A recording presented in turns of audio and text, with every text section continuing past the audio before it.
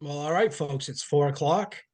I would just remind everybody we are recording this, and I'd also like to ask if you could make sure that your audio is muted so we don't have any background noise interrupting. That'd be great. And let's get started. So good afternoon. For those of you that don't know me, my name is Brian Levesque. I'm president of Friends of Lake Winnecook. And we are co-hosting this workshop in partnership with Waldo County Soil and Water Conservation District. I am truly delighted to see each and every one of you here today gathered with a shared passion for the preservation and prosperity of our beautiful lake and its surrounding area and environment. Today's presentation on shoreline buffers is not just an informative session, it is a testament to the collective effort and support that makes projects like this possible. It is my pleasure to share that this initiative is part of the U.S. EPA Unity Pond Watershed Protection Plan, further bolstered by matching funds generously provided by the members of Friends of Lake Winnecook. I invite each one of you, whether a long-standing member or a newcomer to our cause, to consider becoming a friend of Lake Winnecook. You need not be a property owner on the lake to become a member. If you recreate, enjoy, or just plain care about our local environment, please become a member. Your support ensures that we can continue to implement initiatives such as this one, working tirelessly to preserve the ecological balance and natural beauty of our beloved lake. And now, if Jen will go over some housekeeping issues before the meeting. I was actually going to have Cassidy pull up the poll, if that's okay. Oh, excellent. Yes, we have a poll that we'd like everybody to question. Okay, poll question number 1. Do you live or work within the Unity Pond watershed? And we'll give that a few minutes, a few seconds here for everybody to answer. The Unity Pond watershed encompasses, I believe it's around 30 square miles around the Unity, Burnham, Troy, Thorndike, and parts of Freedom.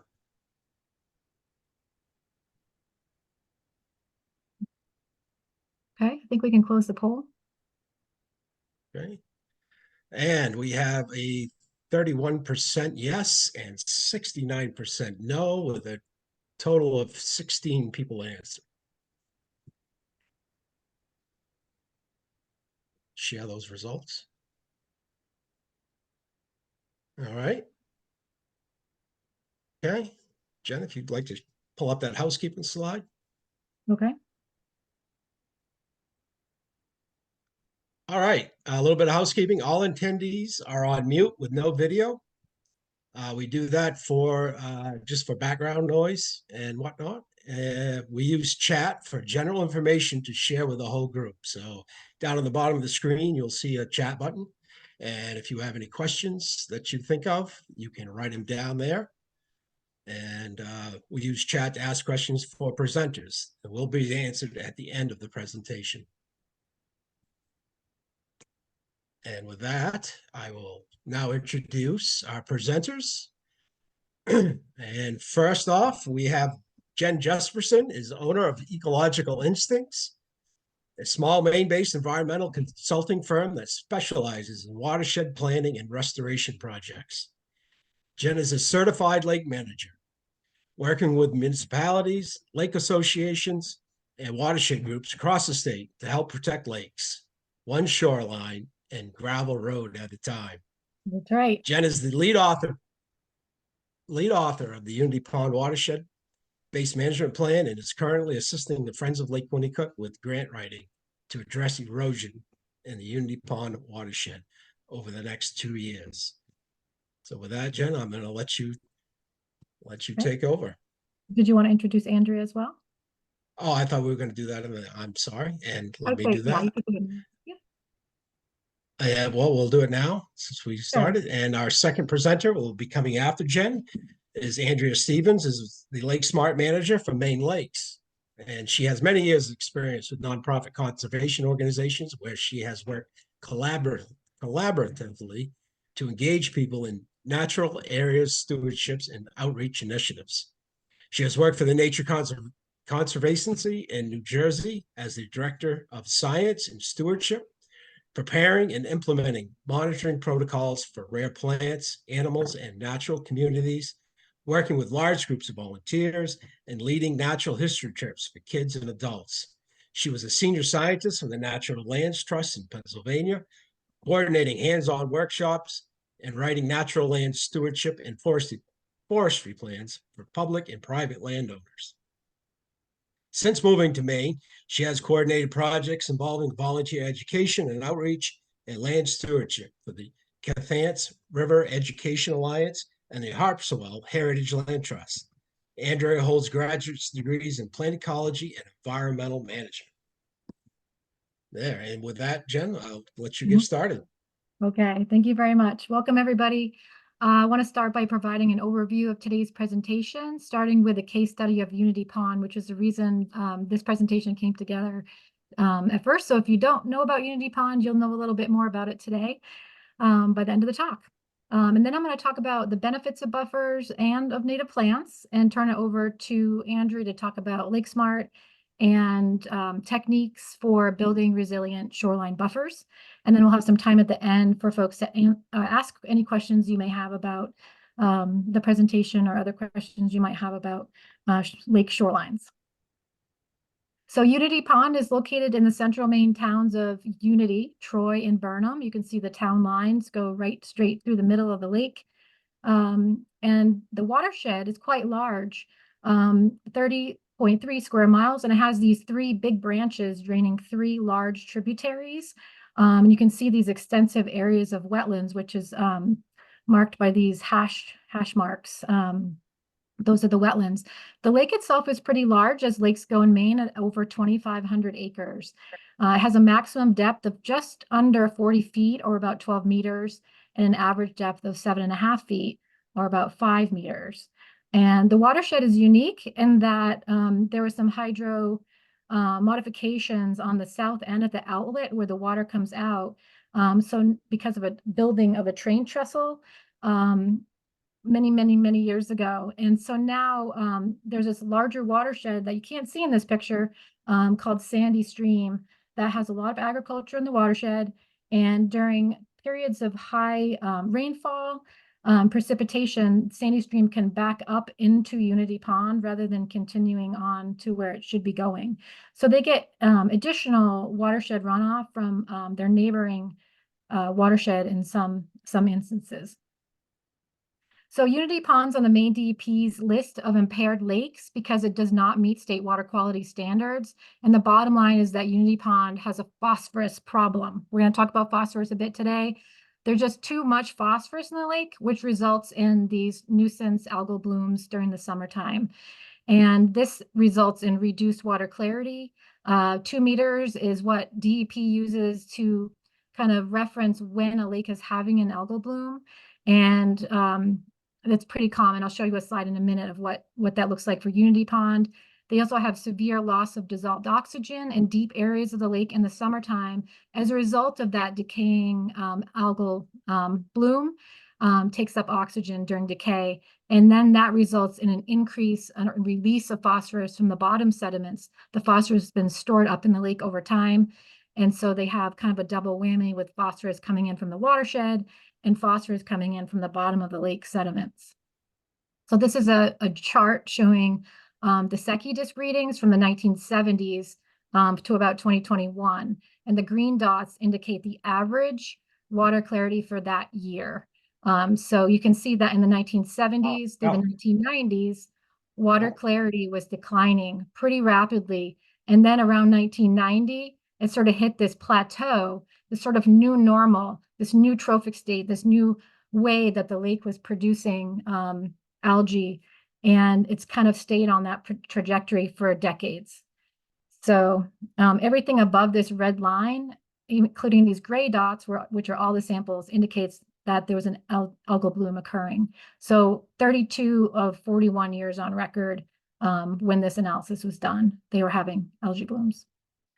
So this is a chart of the dissolved oxygen and phosphorus concentration in the lake. This is 2021, and the red area indicates the area of the lake in the water column where there's no oxygen at certain times of the year. So you can see it's really bad. July, August into September, there's no oxygen. And you can see these big bubbles. That's the concentration of phosphorus. So when there's no oxygen, the phosphorus concentrations really go up at the bottom of the lake because those sediments are releasing phosphorus. And then when the lake mixes, that phosphorus gets moved up into the water column, and then you get really high values up into the water column. So in terms of phosphorus, we think of 10 parts per billion as being sort of on the edge of where you might start seeing algae blooms. And so these numbers are double, triple, sometimes multiple factors higher than what we'd expect algae to be really excited about. So they're very happy in Unity Pond. And then quickly, I just wanted to touch on that the watershed is pretty typical in terms of land cover for rural lake watersheds, where you get a lot of development, roads, and development along the shoreline. So these red areas indicate like houses, and the black are the roads. So why this ties back together is that the amount of development on the shoreline can affect phosphorus delivery if the land is not cared for. And this ties back to buffers and the need to establish more vegetated buffers on the shoreline of Unity Pond. So they did a watershed survey in 2021 and identified over 100 sites where non-point source pollution or erosion primarily is delivering phosphorus to the lake. And you can see that the majority of the sites are along the shoreline. So more than 50% of all of the sites identified are located on residential properties. And there's many more properties that above the 53% that are associated with driveways that service those camps and houses, as well as the private gravel roads along the shoreline.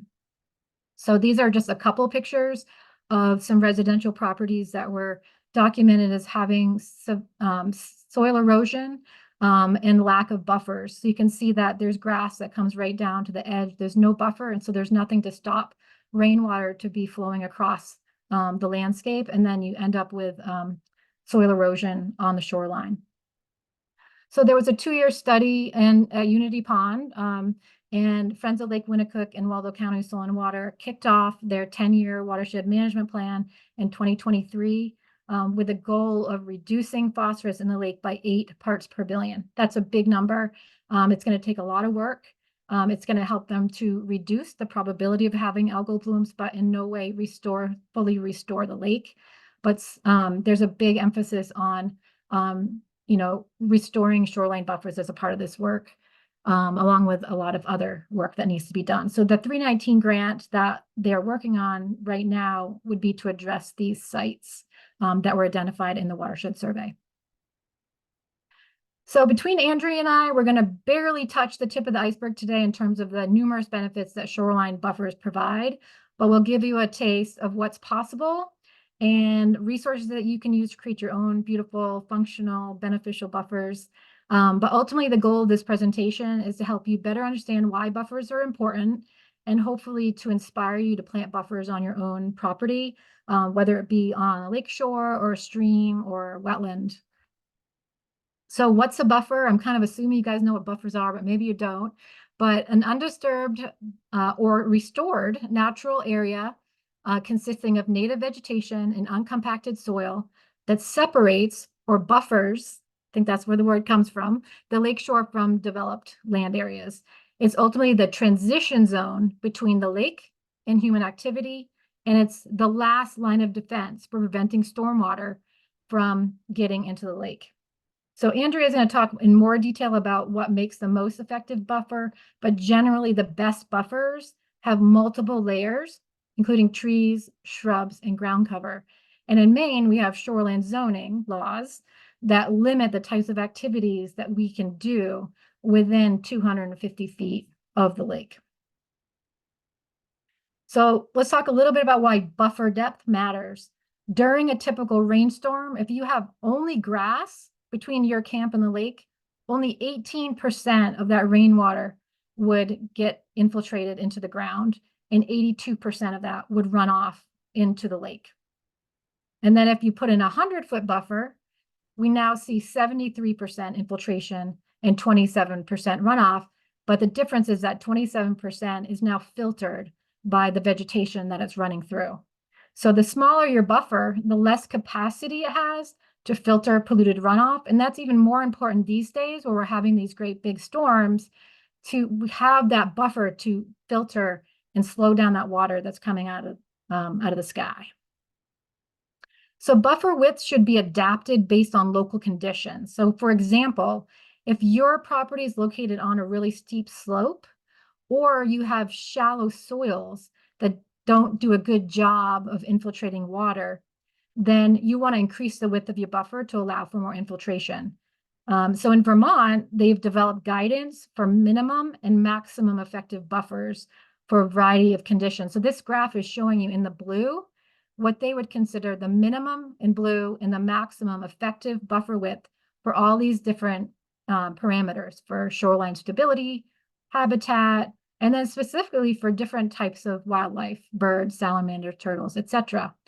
So for example, let's say you want to maximize your buffer for shallow water habitat, that area right at the edge of the water where you have your sunfish and, macroinvertebrates and the little guys that live down there. Then you would say, okay, well, my minimum effective buffer is going to be 50 feet. But if I want to maximize that buffer, I would be going up to 250 feet to protect that shallow water habitat. And similarly, when we talk about animals and wildlife, if you want to enhance conditions for your favorite songbirds or amphibians that utilize both the riparian or right next to the water vegetation, as well as upland vegetation, then you would really want to expand that buffer. For example, look at salamanders. Their minimum effective buffer is 385, and then that goes up, over 700 feet. So the bottom line, though, is, I might say this again later, any buffer is better than no buffer, okay? So the wider, the better, but let's be real, any buffer is better than no buffer. So the list of environmental benefits of buffers is long, and in no way are they all covered here in this presentation, but my goal is really to touch on some of the important ones. And that is that they act as a sponge to soak up water, they filter sediments, and they filter nutrients, including phosphorus, which leads to algae blooms in lakes. They help recharge groundwater, which is important during periods of drought, like we saw, seems like a distant memory now, between 2018 and 2022. It was like dry in Maine. We weren't having rain, right? So buffers are naturally resilient to climate change, either very wet, like we had this past year, or very dry. But ultimately, they're adapted to our native site conditions. They also provide shade for shallow water habitat, and they don't require fertilizers. They need less water. They don't require pesticides, and the roots stabilize the slopes, infiltrate the water, and deflect impacts of waves, either naturally caused waves or waves caused by boat traffic and ice scour. So let's talk about roots. Native plant roots are longer than non-natives, allowing for additional stabilization of the soil and more infiltration. So on the left, you can see these are kind of your typical plants that you might buy at a landscape nursery, daylilies, hostas, and turf grass. And you can see how shallow these roots are. They're extremely shallow. They don't do a good job infiltrating water. And often they'll die back in the wintertime. And compared to some of our natives, especially the woody shrubs on the right, you can see how much longer their roots are and how much they spread out. And some of these native roots can grow as deep as 15 feet. So they do a really good job of protecting the soil and stabilizing the shoreline. And then vegetated buffers also provide habitat for birds, mammals, fish, frogs, turtles, dragonflies. And dragonflies and damselflies, which are really important predators of mosquitoes, which I know most people don't like too much, use the trees along the shoreline to as refuge from predation while they transform from their aquatic phase into their adult phase. And traditional lakeshore development, like lawns and lack of buffers, has been shown to reduce the food supply for fish. And studies have shown that there's an adverse impact on trout, specifically in terms of their health and growth, when there is not a buffer on the shoreline. Up to 42% of freshwater fish protein comes from insects that are dropped into the water from native plants. So overhanging plants are really important because they not only do they help moderate temperature by shading the water, but they provide that refuge and the food source for the insects that are falling down out of the trees, for the critters that live in the water. So a couple more benefits to wildlife. 96% of birds depend entirely on insect protein to feed their young. And these insects are specialized to live on our native trees and shrubs. And chickadees make 146 trips a day to feed their young, bringing between 6,200 and 9,000 caterpillar larvae to a single clutch. So super important. The wildlife really depend on the berries, nuts, and seeds that are provided by native plants. And pollinators like bees and butterflies are much more likely to forage on the nectar of native plants. So thoughtful landscaping, thinking before you purchase plants or thinking about how you can improve and enhance your buffer can help maintain biodiversity of, well, not only plants, but also of animals by selecting natives that bear fruit or seeds at different times of year. So some other benefits to buffers, things that we might not think about so much, but privacy is a big one from your neighbors. The bigger your buffer is, the less likely you are to see your neighbors or hear your neighbors. So privacy and sound barriers also from boats that are out on the water. They're aesthetically pleasing because they add color and texture to the landscape. And it's an improved recreational value, not only for your, from your property, but also people that are on the water sometimes like to look at a natural shoreline. So it's good all around for both the landowner and the people that might not live there but are recreating. They're also low maintenance and low cost. They're less expensive over the long term because they require less maintenance once they're established. They don't require mowing or fertilizing. They can be added in phases. That's why they, they're lower cost because you can put a few plants in, save up some money, put some more plants in. You could overseed it with wildflowers. They're low maintenance, but they're not no maintenance. So the first couple of growing seasons will require some attention, especially the first year, and like watering, especially to get the roots established. So I'm going to talk briefly about trees because I think trees are a really difficult talking point sometimes with property owners on the shoreline. People really like their view, but you can really have a buffer and still have a view. You just really got to remember why they're important. If you have trees now, don't cut them down. They're doing so much for protecting your shoreline. They're doing so much for wildlife. They're shading, they're intercepting rainfall, they're helping dampen that erosive rain energy that's coming down. They're providing that structure and food source for that shallow littoral habitat. But also low growing plants and shrubs, they also intercept rainfall and help absorb water. So, keeping that uneven forest floor duff layer in your buffer is also very important. So native plants occur naturally in a particular region without human intervention.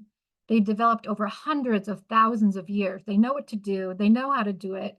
And they're part of the natural system of the plants and the wildlife that live here. So if you're going to go buy plants for your lakeshore, make sure that you're choosing natives over ornamentals every time. And then we've got our invasive species. So making sure that we're not selecting plants that might be considered invasive. That could include your neighbor saying, oh, I have this great plant that grows so wonderfully, you should have some, and taking a plant you don't really know about that could be invasive. Try to avoid that. These plants can really destabilize your shoreline quickly because they form monocultures. They're prolific seeders. So for example, purple loosestrife, which is really pretty, I have to admit it myself, one adult purple loosestrife plant can produce 2.5 to 2.7 million seeds a year, one plant. So their seeds are the size of ground pepper grains, which can be viable in the soil for many, many years until the conditions are just right for germination. So if you're not familiar with what invasive plants there are in the state, the Maine Natural Areas Program has a great page on invasive plants in Maine. If you find one on your shoreline or in your buffer or on your property, pull it up, put it in a bag, or burn it. Those are the things we do. And once you've gotten them under control, then you could reestablish the native plants by planting over them. They're super hard to deal with, so if you can find them early detection is really important. There are a lot of great resources out there. Portland Water District's Lake Less Lawn is a beautiful brochure with lots of great photos and plants to select from, as well as common shrubs of central Maine shorelines, and Maine Lakes hardy plants for the Lakeshore brochure. And I think Andrea's going to talk about a couple more, but I'm going to point out the Maine Wild Seed Project. If you don't know about this organization, I highly recommend checking out their website. For Christmas this year, I actually asked my husband to get me their series on ground cover shrubs, and they have beautiful art in there and companion planting ideas that are just wonderful. Also, Vermont Lakewise program, their native plant list, and they have a lot of great lake resources for lake protection as well. So super simple buffer solutions, just don't mow. So easy, so cost effective. Pick a 10-foot area if you don't have a buffer yet and just stop mowing it. Eventually that area will naturalize and you'll have a buffer. And also just planting wildflower seeds. Wildflower seeds are beautiful. They'll bring lots of color and they'll attract the pollinators to your property. I'm going to just finish up with a few inspiration photos. These are really just to inspire you to think about how you could thoughtfully restore your shoreline buffers. This one is a before and after. You can see a lot of bare soil on the left. And then what they did was they defined where they where they walked. They put erosion control mulch on the walkways, and then they planted blueberry sod in the areas around that, and then put in some fruit trees. And blueberry sod is also, it's sold in 12 by 12 inch squares that can be laid down on the ground with very little preparation for a really low maintenance solution. And you have berries in the summer, and then you have the beautiful red foliage in the fall. This one is a retaining wall that they decided to restore the natural shoreline. I'll ask you guys, which do you think looks better? What's more aesthetically pleasing? Which do you think filters stormwater better? And which do you think a frog or turtle might like better?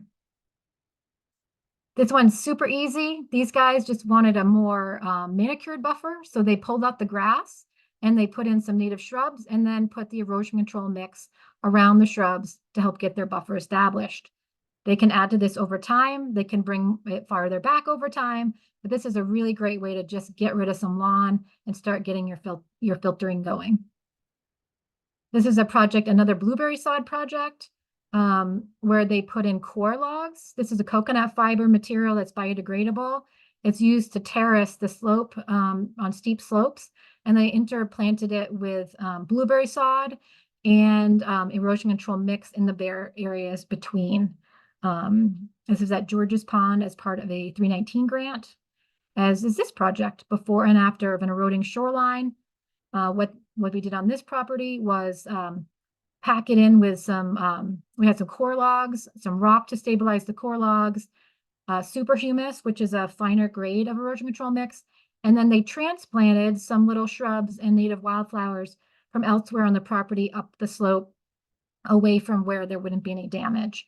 So this is a beautiful example of how you could restore an eroding shoreline. And then lastly, I have this inspiration from Messalonsky Lake, which was an access point for fishermen to come out and fish off this rock. And we did a volunteer buffer planting here that resulted in planting of native plants and placing erosion control mix to fill in those gaps where the bare soil was. And we created a little path so they could still get down there to allow for that recreational access. So at this time, I'm going to turn it over to Andrea, and I'll look forward to answering any questions that you have at the end of the presentation.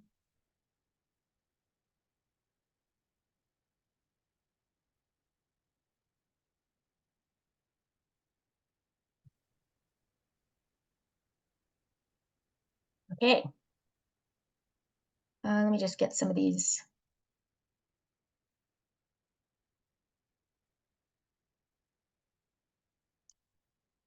Okay, great. Okay, so I'm going to share with you some information about just a few topics that Jen has mentioned that I would do. What is LakeSmart? The LakeSmart Buffer, tips for building a buffer, and also managing new plantings. So what is LakeSmart? For those who don't know, for more than 20 years, LakeSmart volunteers have educated shoreland homeowners about how to manage runoff and erosion on their properties to protect water quality, wildlife habitat, and property values. The program is administered by Maine Lakes. We train and provide support for volunteers that visit neighbors in their lake communities to evaluate how well properties meet LakeSmart standards for water quality. Best management practices, or BMPs, are recommended to homeowners to make their properties more lake-friendly. The LakeSmart program is non-regulatory, totally voluntary, confidential, and free. In 2023, more than 100 volunteers submitted 270 LakeSmart evaluations at 60 lakes across the state. So what happens during a LakeSmart visit? Volunteer evaluators walk a property from the top of the driveway to parking areas, around houses and sheds where water flows off roofs, across the yard or outdoor living areas. They look at the entire property shoreline, and in particular, the shoreline buffer, downslope from the developed footprint. So we consider the developed footprint any areas used or impacted by the homeowners. We encourage homeowners to install BMPs to redirect runoff into vegetated areas where it can be infiltrated and cleansed before reaching the lake. If a property meets the standards in all sections of the evaluation, the homeowner is recognized with a LakeSmart award. More than half of the properties evaluated in the last 3 years did not meet LakeSmart's buffer standards. So why is this? Let's take a quick look at what makes a resilient and climate-ready shoreline buffer. Our evaluation of the buffer considers the buffer depth, the slope of the land, and the number and diversity of layers of vegetation. So that would include the canopy and mid-story trees, shrubs, ground cover, and duff, which is partly decomposed organic matter just below fallen leaves on the ground. We look for breaks in the vegetation, signs of erosion, and whether the ground is uneven with low areas that capture and infiltrate rainwater. I want to emphasize the importance of the layers of vegetation in a buffer. A buffer with several vertical layers of robust vegetation has tightly woven networks of leaves, stems, and roots that work together to intercept, absorb, and infiltrate rainwater. We can't emphasize this enough. The deep roots of native woody plants, as Jen has mentioned, are very efficient at taking up excess nutrients, such as phosphorus, as runoff infiltrates into the soil. Phosphorus contributes to root development, especially during early growth. Note the tiny roots of mowed turf grass. So this is a similar diagram to what Jen showed. Tiny roots over on the left there. Turf grass is not native, as you probably know, but has a long history in the American landscape. If you have a lawn, and I'm just reiterating what Jen has already said, you may want to consider establishing a no-mow zone along edges or unused lawn areas to see what comes up from the seed bank. You can help this transition by interplanting with native grasses, wildflowers, and shrubs. So I just want to show you a couple examples of LakeSmart buffers that originated in very different ways. So this was mostly naturally grown, and rather than planted, for the most part. It's on West Lake in Hancock County. So it has a canopy, a shrub, and some ground cover layers, as well as some duff underneath. And the trees nicely frame a view of the lake. And as I mentioned, probably mostly naturally established buffer. And just another picture of a buffer that has really been very well restored. This is on Mesolonsky Lake in Kennebec County. It has very narrow buffer because the house is so close to the lake. The homeowner has added native plantings to this shoreline over the years, particularly shrub and ground cover layers. So keep in mind that building a resilient and robust buffer sometimes takes some time. What's really neat here is that the path is moss covered. So mosses are very effective at storing water, and their root-like structures help anchor the soil. So it's a great layer to have. So I'm going to offer and share a few tips for building a buffer. The first thing you might want to do is identify some goals. So hopefully one of the goals is erosion control, infiltration, and nutrient removal, all of which are very protective of the lake. Perhaps you'd like to attract wildlife for food and shelter. Hopefully it'll be low maintenance. Usually is planting native plants are usually much more low maintenance than planting ornamentals. Perhaps you want to balance nature with recreation on your property, and maybe you want to frame the views of the lake. Maybe a second step, you should probably get to know your shoreland. Begin by learning and identifying the plants that are growing well along your shoreline or lakeshore. Knowing the local plants and where they grow offers really important clues for choosing plants that will be successful. So PlantNet is an app that you can upload and help you identify plants if you don't know them. Remove any invasive plants that can outcompete native. That's really important. Otherwise, if you start planting anything, they'll pretty much outcompete whatever's near them. Look at the soil. Is it wet or dry? In some lakeshore areas, saturated soil is very close to the water. Moist soil is upslope from the water's edge, and dry soils are further into the upland. The soil texture is important, whether it's sand, silt, or clay. Sand, of course, has the largest particles. We all sort of know what that is from beaches. Silt is somewhat smaller particles, is finer than sand, and clay has the smallest particles. Oftentimes there's a mix of two or all three of these soils, so keep that in mind as well. Are there any rocky areas along your shoreline? Do you know what the soil pH is? I only say that because there are several shoreline species that prefer acidic soils.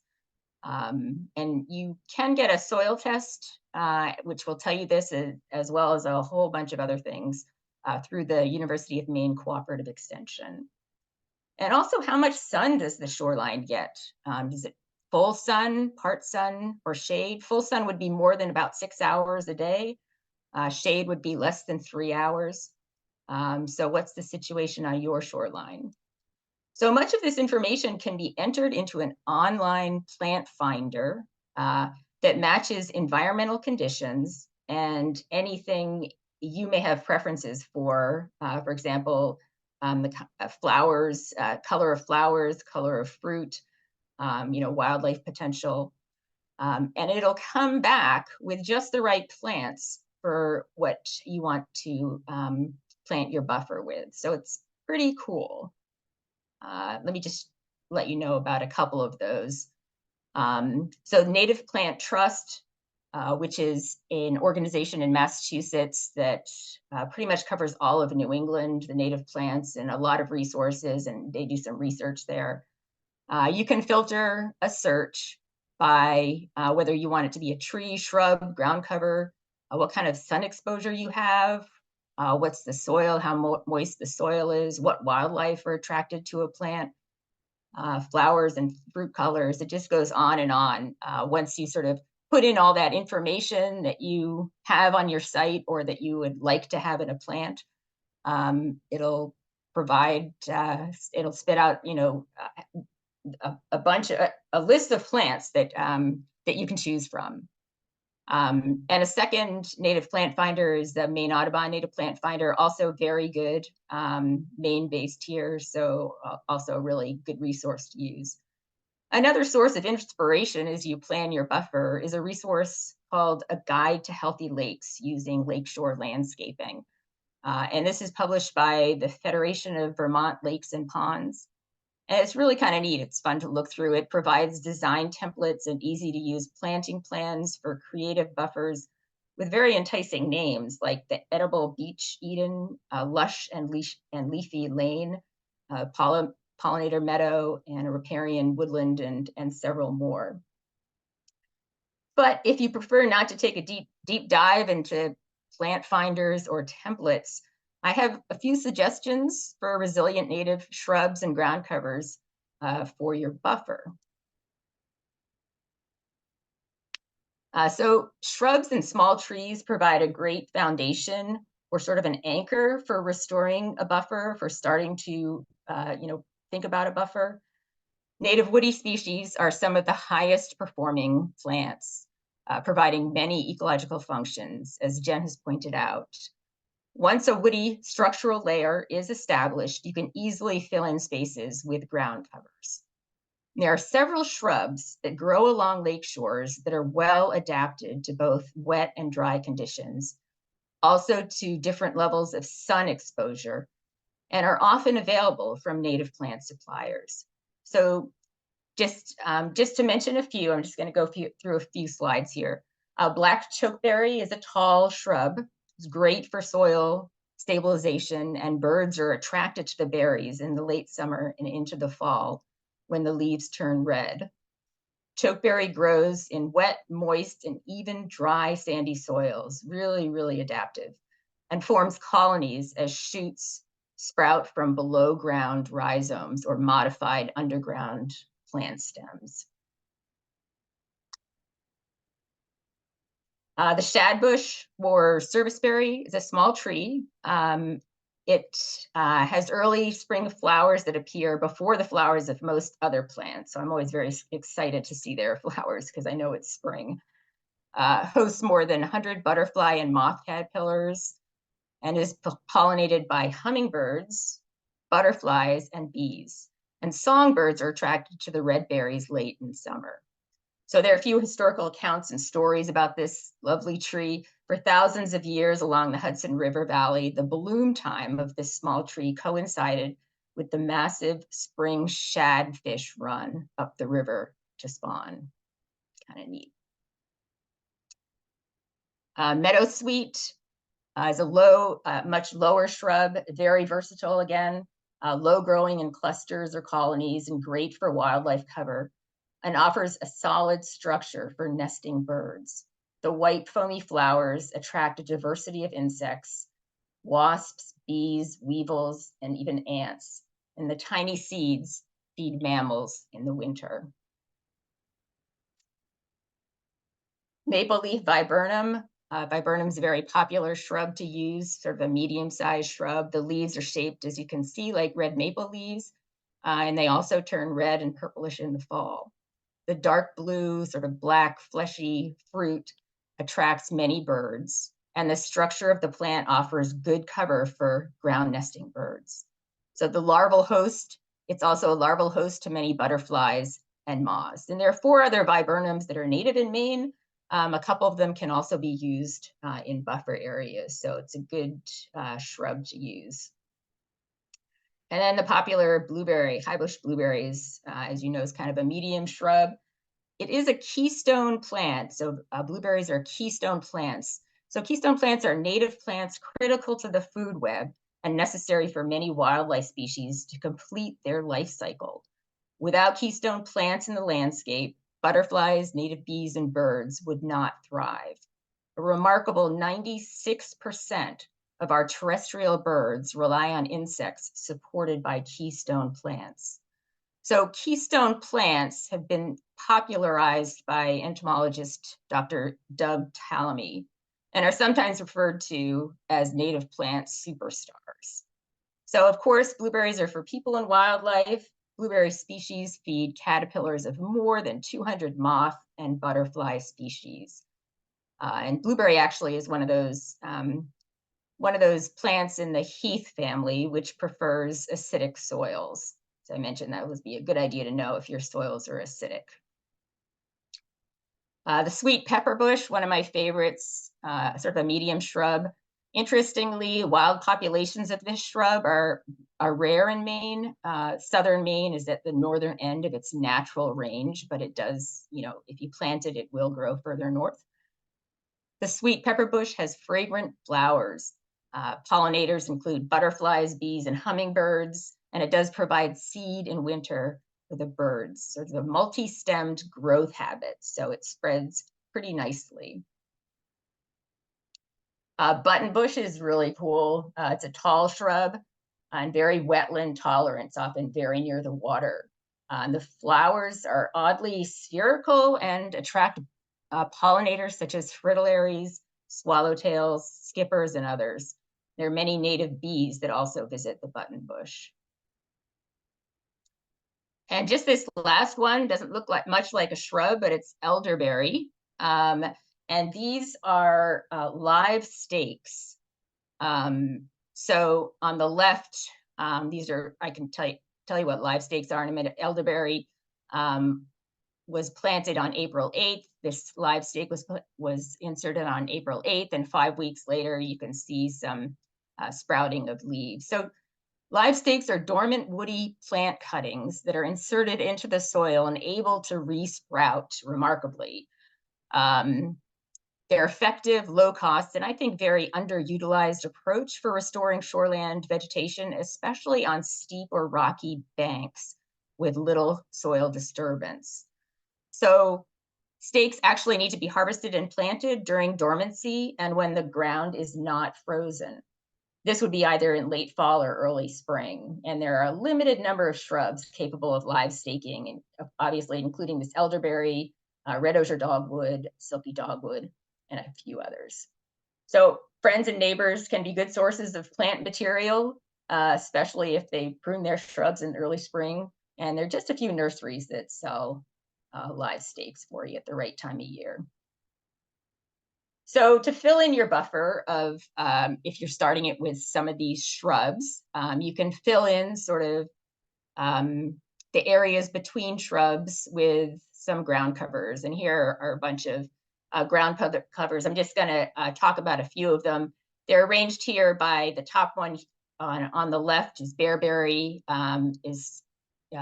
grows well in dry soil. And then moving down the list to royal fern, which prefers sort of medium to wet soil. So it goes from the top dry to the bottom sort of wet.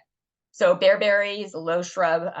It's evergreen, so it provides year-round cover, protecting the soil from erosion. Obviously, the foam flower, sort of halfway down there, is great for shady conditions and has some pollinators include bees and flies, and it spreads very quickly if it's in the right soil, sort of a moist soil. Blue iris, of course, is lovely, pollinated by bees, very showy purplish flowers, and can tolerate occasional flooding. So I can send people this list if they're interested, but these are just a few that work pretty well in a shoreline buffer. So lastly, is my last slide, when to plant and how to manage and monitor a buffer. Be sure to contact your local code enforcement officer before you plant. There may be some permitting requirements in the shoreland for even just planting a buffer, depending on how much soil you disturb. Plant in spring or early fall. Be sure to water regularly for the first couple of years, at least once or twice per week, and obviously more during periods of drought. Mulch around plant if needed for a couple of years to maintain moisture of your new plantings. If plants aren't doing well, add others that are. So some plants just may not be doing well in exactly the right niche. So you can certainly add others and monitor for any exposed roots and cover that with mulch. Encourage plants to spread if you have space, and please do welcome native volunteers. These are seedlings of a desirable native species that have come up from the seed bank that weren't planted. So thanks very much for listening. That's all I have for today. And I will just stop sharing. All right. Thank you very much, ladies, for your time today. And we greatly appreciate that. We have one more poll question. I believe, Cassidy, if you can share that with us. Okay. So, poll question number 2. After all you've heard today, are you interested in participating in the LakeSmart program? Yes or no? If you could answer that poll, that would be great. I'd just like to add a few things.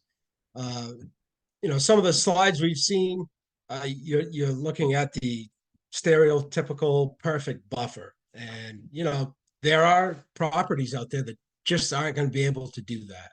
But any little thing you can do is an improvement and greatly helps the cause here, by even with some ground cover, some shrubs, a few at a time, like Andrea said, plant a few this year and next year, make a plan and whatever we can do to stop this rainwater, China Lake Association, I heard an ad on the radio that they're really pushing it. And I thought they had a great line is basically, we've got to stop the dirt from reaching the lake. And I think that says it all. We've got to stop the dirt, and the dirt is coming from these heavy rains that are washing into the lake. So, and I'd also like to add, I'll read the results of these the poll questions, and we've got 13 have answered the poll, and we have 77% yes and 1% no, and then we have 2 that need more information. So, and with that, needing more information, I would just like to add, Jen, if you could pull up that slide with our website.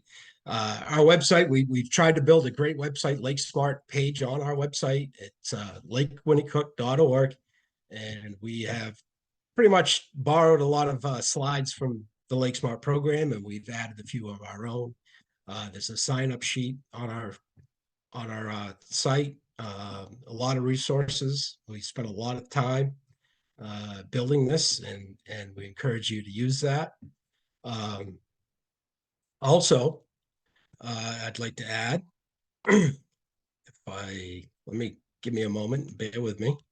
I'll share my screen. And if I could share my screen and go, we have a LakeSmart incentive program that we've just started, and we're about to roll out. And what this will do is it's basically a match, financial match plan that we would offer to anyone on the lake, and we would match up to $300 or a 50% match, up to $300.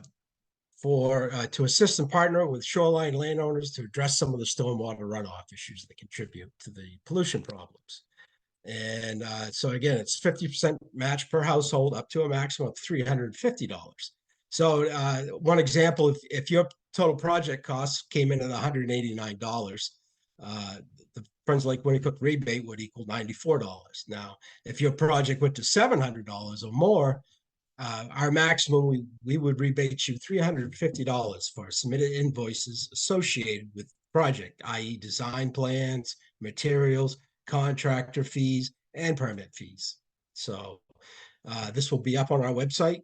We will definitely be sending it out to our members via email, and we hope to kick this program off, give it a good kickstart. And this is the help with anybody that would like to participate in that. So, and with that, let me stop the share. And with that, I'm going to take, we will take questions, answers. We had think we had one in the chat box. And let me see. Bear with me. There's a question, will the PowerPoint be available for all the presentations? Yes, it will be. It will be up on our website shortly. And also to our members via email. So, and if you're not a member, remember now, you go to our website, sign up and become one for a modest fee of $20 for yearly dues. So, and that $20. Win Muller is asking, how is your LakeSmart cost share program being funded? That is through our dues from our members and other funding sources that we receive. We receive a little bit of money from the town of Burnham. We capture the boat excise taxes from the town of Burnham, and actually that's up for vote tomorrow at the town of Burnham. So if there's any Burnham residents here, we'd love to see you at the annual town meeting to support that cause. And some others, other sources, but basically through donations and dues paying members pays for that. Can you hear me? Yes. Yes. Yeah, can we get with the people that participated today, send in to the Waldo County Soil and Water their email addresses so that we can put them on the next scheduled Zoom meeting that we have to do with the lake? Andy, Waldo County will receive that by hosting this Zoom. Okay, good. They get it automatically. So okay, good, thanks. Yep.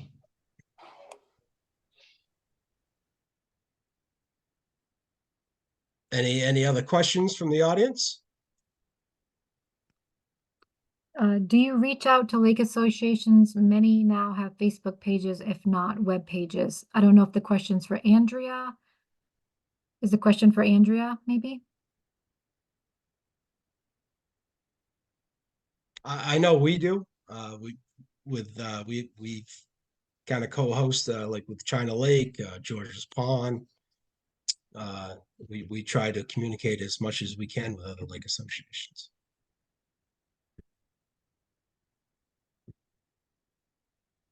Did that answer your question, Elizabeth?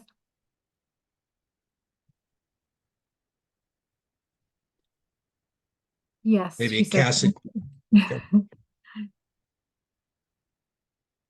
And by the way, Cassidy from Waldo County Soil and Water, she has just taken this position. She has replaced Medea.